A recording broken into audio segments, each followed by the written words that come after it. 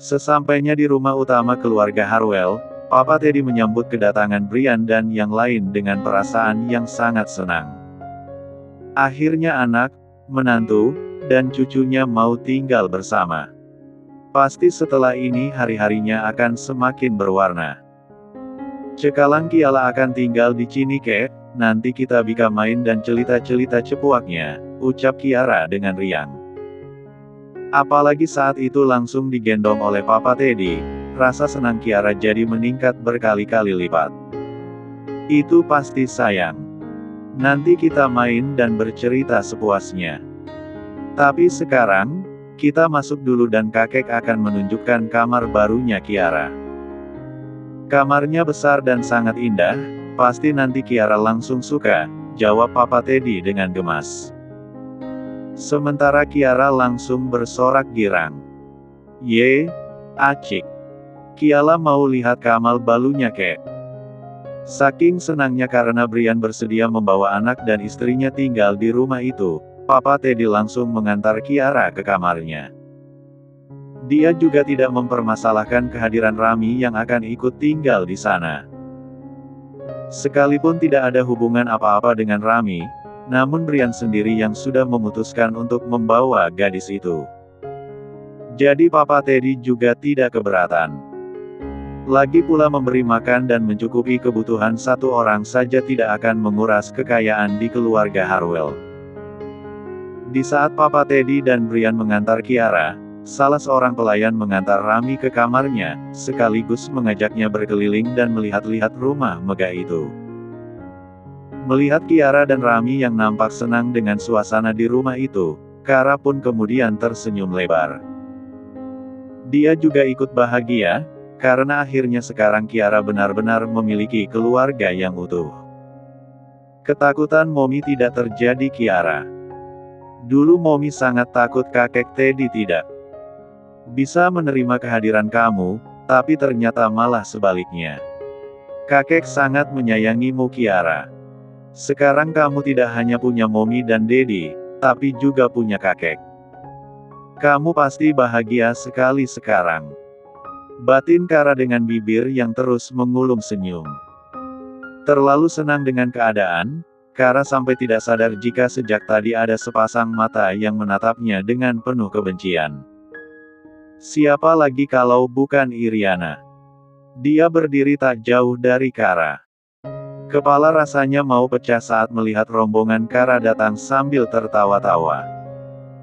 Apalagi ada Rami juga yang akan ikut tinggal di rumah itu. Hatinya jadi tak tahan untuk tidak mengumpat. Dasar gerombolan orang miskin. Apa mereka pikir rumah ini penampungan? Seenaknya saja membawa orang asing untuk ikut tinggal. Satu pun tidak ada yang punya malu.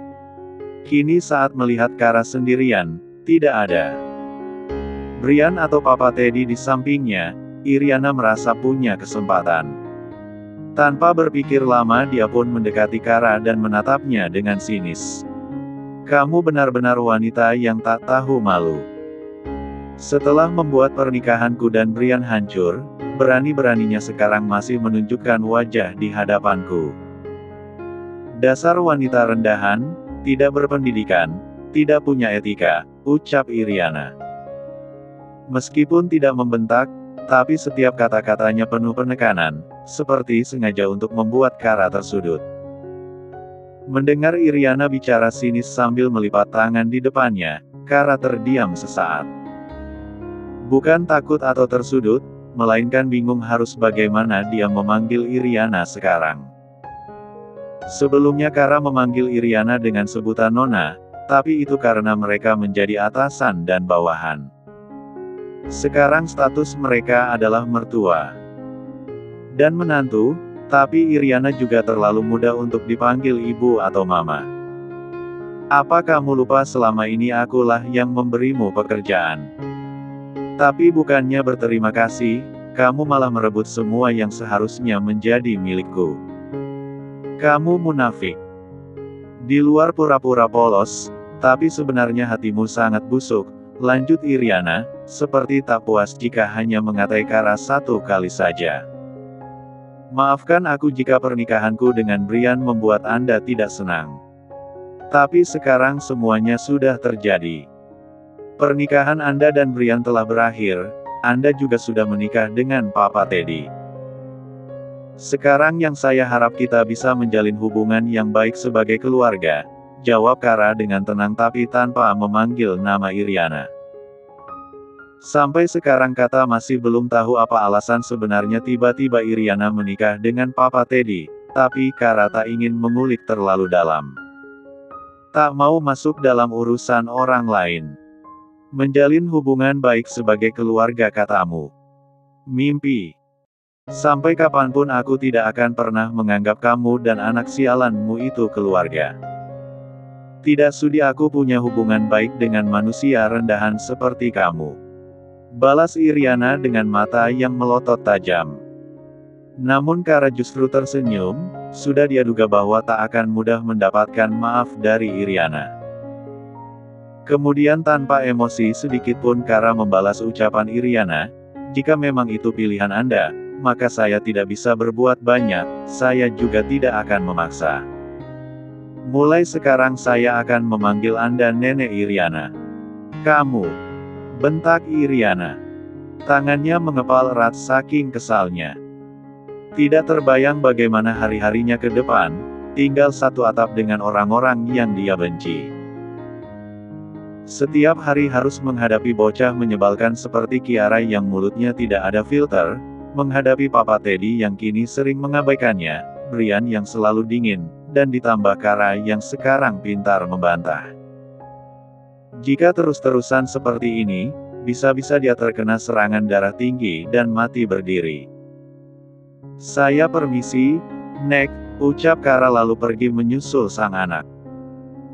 Setelah resmi pindah ke rumah utama, pagi ini Brian langsung berniat mengajak Kara dan Kiara untuk ikut bersamanya ke kantor. Kara dan Kiara setuju, malah Kiara sangat senang karena akan jalan-jalan di kantor sang Dedi.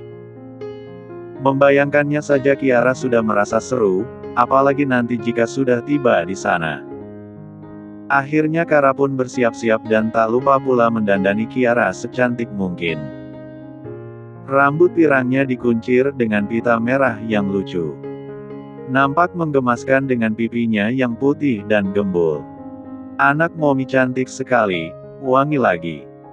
Sudah siap ikut ke kantor Dedi, ucap Kara setelah selesai mendandani Kiara. Menatap anaknya yang riang dengan perasaan senang. Siap dong Momi. Kiara sudah tidak cabal untuk melihat-lihat kantor Dedi. Kiara pun beralih menatap Brian yang tidak jauh darinya.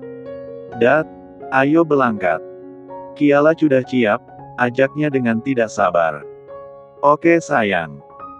Tapi kita makan dulu ya, kakek sudah menyiapkan sarapan yang sangat enak untuk Kiara, balas Brian. Oke Dad. Kiara akan makan sampai kenyang biar nanti di kantor tidak kelaparan. Kara tertawa mendengar jawaban Kiara. Begitu pula dengan Brian. Lalu mereka pun bersama-sama keluar dari kamar dan menuju meja makan. Papa Teddy dan Iriana sudah menunggu di sana. Papa Teddy terus tersenyum dan menyapa Kiara dengan wajah sumringah, sementara Iriana menatap kesal. Wajahnya masam dan sedikit pun enggan tersenyum. Tapi kenapa mereka sepagi ini sudah rapi? Mau kemana memangnya? Batin Iriana bertanya-tanya. Meskipun tidak mengatakan apapun, namun pandangannya terus tertuju pada Kara dan Kiara. Iriana benar-benar penasaran akan kemana mereka, kenapa Kara sampai terlihat berdandan. Ngomong-ngomong cucu kakek ini mau kemana, pagi-pagi kok sudah cantik begini? Tanya Papa Teddy pada Kiara. Kiara mau ikut Dedi ke kantor kek, sama Momi juga. Kami mau melihat-lihat kantornya Dedi. Apa kakek juga mau ikut? Dengan lucunya Kiara menawari Papa Teddy untuk ikut ke kantor. Papa Teddy pun menolak halus dan sambil tertawa kecil. Ternyata selain celotehannya yang lucu, Kiara juga punya rasa kepedulian yang tinggi. Papa Teddy jadi semakin menyukai gadis kecil itu. Namun Iriana yang juga mendengar jawaban Kiara, langsung terkejut dan menatap Brian tak percaya. Kemudian menentang dengan keras keinginan Brian tersebut. Kamu tidak boleh membawa mereka ke kantor Brian. Bagaimana bisa kamu mau menunjukkan hubunganmu dengan Kara, sementara semua orang masih belum tahu tentang perceraian kita? Yang mereka tahu istri kamu adalah aku Brian, lalu apa kata orang-orang nanti kalau kamu datang ke kantor dengan wanita lain? Ucap Iriana dengan cepat dan tegas. Namun bukan Brian namanya jika masih peduli. Tidak gentar sedikit pun dengan Iriana yang sudah menentangnya, Brian malah tersenyum sinis pada wanita itu. Itu urusanmu karena masih saja membiarkan orang lain salah paham dengan hubungan kita. Padahal kamu bisa menjelaskan semua ini dari awal, tapi kamu saja yang sengaja tidak mau melakukan itu. Balas Brian tak kalah sinis. Tapi Brian, sudah Iriana, tidak apa-apa. Kalaupun nanti orang-orang akan tahu kamu dan Brian sudah berpisah, ya biarkan saja. Tidak ada yang harus disembunyikan lagi. Karena bagaimanapun kamu merahasiakan semua ini, suatu saat nanti kebenarannya juga pasti akan terungkap, kata Papa Teddy. Bukannya membela Iriana, tapi malah membela Brian. Semakin kesini Papa Teddy memang semakin sulit dikendalikan. Selalu saja memprioritaskan Brian dan Kiara si bocah sialan itu. Menyadari bahwa tidak ada yang peduli dengan dirinya, Iriana frustasi sekali. Sarapan yang sudah telanjur diambil, dia biarkan begitu saja sampai dingin. Sudah tak ada selera untuk makan, rasanya langsung kenyang saat membayangkan reaksi orang-orang setelah tahu kebenarannya. Kakek, kenapa Nenek Iliana melalang aku dan Momi ikut ke kantor Dedi? Protes Kiara sedikit cemberut. Tak mau jika rencananya untuk jalan-jalan ke kantor Brian gagal karena Iriana. Nenek Iriana hanya asal bicara sayang. Tidak ada yang melarang kamu dan Momi untuk ikut ke kantor Dedi, sahut Brian sambil melirik Iriana dengan tajam, bentuk peringatan agar wanita itu tidak bicara sembarangan lagi. Teluk kenapa nenek juga bilang kalau nenek itu istrinya Dedi? Istrinya Dedi kan cuma Momi, kenapa nenek Iliana ngaku-ngaku juga ada? Menanggapi pertanyaan Kiara, Brian tersenyum. Kemudian menatap putrinya itu dan menjawab, tadi nenek salah bicara sayang. Sebenarnya tadi nenek mau bilang kakek, tapi salah jadi Dedi. Oh, jadi Cepelti itu Dat. Sahut Kiara tidak cemberut lagi. Iya sayang, balas Brian. Kemudian Papa Teddy juga ikut membenarkan jawaban Brian, sampai Kiara yakin kalau barusan Iriana memang hanya salah bicara. Lain kali nggak boleh kalah lagi ya Nek. Kalena istrinya Dedi itu cuma Momi, bukan yang lain, ucap Kiara yang langsung membuat Iriana mengepalkan tangan. Terlebih saat melihat Brian malah tersenyum dan Papa Teddy hanya tertawa, semakin panas hati Iriana saat itu. Namun Iriana juga tak bisa melakukan apapun karena video masih ada di tangan Brian. Hanya menatap nyalang saat lelaki itu pergi sambil menggendong Kiara. Lalu tatapan nyalang Iriana terpaku pada Kara yang saat itu juga ikut bangkit dan akan mengikuti langkah Brian. Meskipun muak dan benci, tapi saat ini hanya wanita itulah satu-satunya yang bisa Iriana harapkan. Kara, panggil Iriana dengan pelan. Walaupun dalam hati ingin mencaci maki Kara, tapi karena pagi ini membutuhkannya, Iriana berusaha bersikap lebih ramah. Aku mohon, kamu jangan ikut datang ke kantor. Aku belum siap jika sekarang orang-orang tahu kebenarannya. Aku tidak bermaksud menyembunyikan ini selamanya, tapi beri aku waktu setidaknya sampai 1 minggu. Biar aku selesaikan dulu kesalahpahaman orang-orang di luar sana, termasuk orang tuaku sendiri, sambung Iriana, memohon dan mengharap belas kasih Kara. Kara yang saat ini masih merasa bersalah karena sudah menghancurkan hubungan Brian dengan Iriana, akhirnya setuju tanpa banyak syarat. Baiklah, saya tidak akan pergi ke kantor hari ini. Tapi jangan larang Kiara juga. Dia sudah senang karena sejak tadi akan diajak jalan-jalan ke kantor.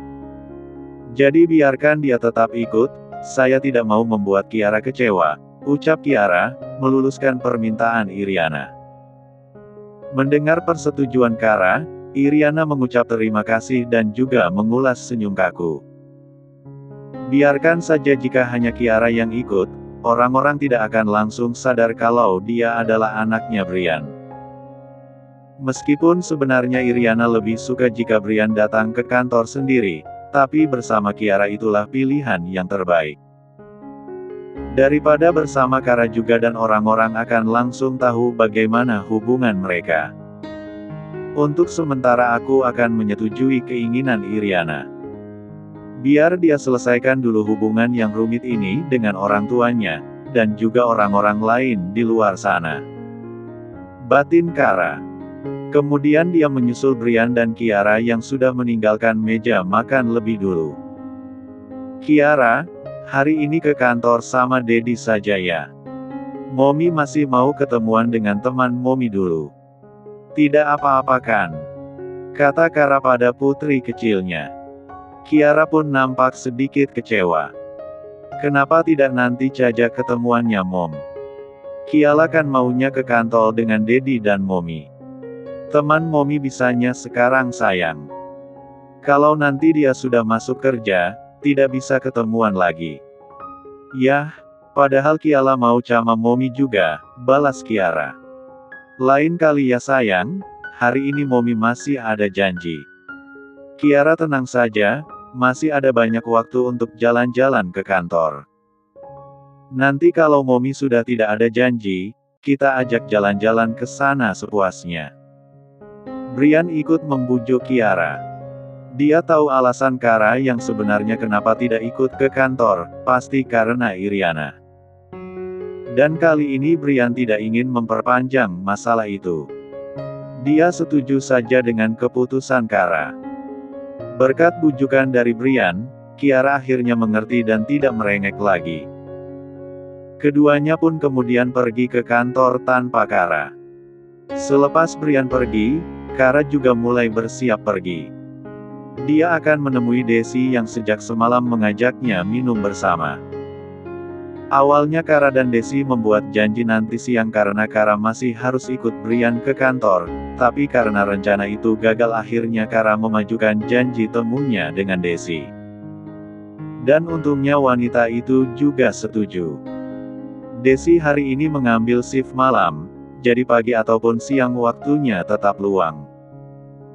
Disinilah Kara berada sekarang, di salah satu kafe yang ada di sekitaran Hotel Royal Queen. Desi langsung menatap Kara dengan cemas ketika mereka sudah duduk berhadapan. Kamu apa kabar Kara? Kenapa tiba-tiba kemarin mengundurkan diri? Apa ada masalah denganmu? Tanya Desi, nampak jelas kekhawatiran di wajahnya. Seingat Desi waktu di acara pernikahan Iriana dan Brian waktu itu, Kara masih bekerja dengan baik. Tidak ada rencana untuk mengundurkan diri atau apa. Oleh sebab itulah Desi sangat khawatir ketika esok harinya Kara mendadak resign. Namun kini Kara juga masih bingung harus bagaimana menjelaskannya. Mungkin akan terdengar aneh kalau tiba-tiba dia mengaku sebagai istri Brian, sedangkan sepengetahuan Desi Brian adalah suaminya Iriana. Aku baik-baik saja Des. Aku resign mendadak karena sebenarnya aku mendapatkan pekerjaan yang lebih baik di tempat lain. Makanya aku mendadak mengundurkan diri dari hotel, jawab Kara. Pada akhirnya dia masih menutupi pernikahannya dengan Brian. Kerja di mana Kara? Apa gajinya juga lebih tinggi dari Hotel Royal Queen? Desi terlihat antusias. Kekhawatirannya dengan cepat berubah menjadi keingintahuan. Itu. Kara gelagapan. Dia belum sempat memikirkan tempat kerja mana yang membuatnya pindah dari Hotel Royal Queen. Tadi hanya asal saja dia menjawab seperti itu. Kara, kamu kerja di mana sekarang? Apa sama menjanjikannya dengan Hotel Royal Queen? Tanya Desi lagi. Wajahnya kembali menampilkan kecemasan saat melihat tingkah Kara yang mencurigakan. Dia benar-benar takut kalau temannya itu mengalami masalah yang serius. Menyadari kekhawatiran Desi, otak Kara langsung bergerak cepat mencari tempat kerja yang pas untuk dijadikan alasan. Namun tiba-tiba ada sesuatu yang malah membuat otak Kara buntu. Di pintu kafe tempatnya duduk dengan Desi saat ini, ada seseorang yang sangat dia kenali. Orang itu memasuki kafe dan nampaknya akan minum juga di tempat ini. Dek, Kara terkejut sekali. Detak jantungnya berpacu cepat karena sosok yang sudah sekian lama tidak pernah dia lihat, sekarang tiba-tiba muncul di depan mata. Mama. Batin Kara di tengah rasa tak percayanya. Bertahun-tahun mereka tak pernah bertemu, terakhir kali saat dirinya diusir karena hamil.